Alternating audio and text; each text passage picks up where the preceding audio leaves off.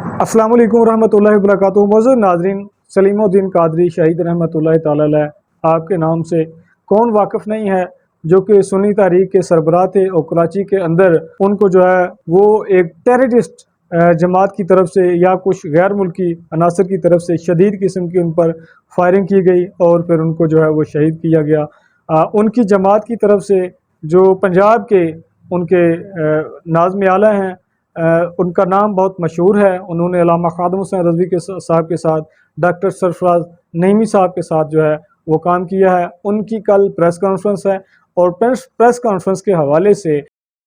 علامہ مجاہد عبدالرسول صاحب نے جو ہے ان کی ذات ہی ان کی پہچان ہے، ان کا نام ہی ان کی پہچان ہے۔ انہوں نے دعوت نامہ بھیجا ہے ولیج انفو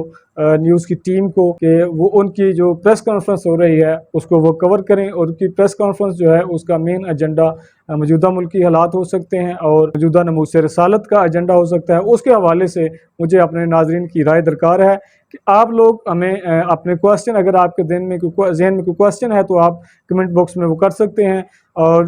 کل میکسیمم 5 بجے جو ہے وہ شام کو ان کا انٹرویو یا ان کی پریس کانفرنس جو ہے وہ اس کو ہم اس چینل پر اپلوڈ کر دیں گے۔ اپنی قیمتی رائے، اپنے کمنٹس جو ہیں وہ لازمی کمنٹ سیکشن میں کریں، تاکہ آپ کے کمنٹس کی روشنی میں اور آپ کے جو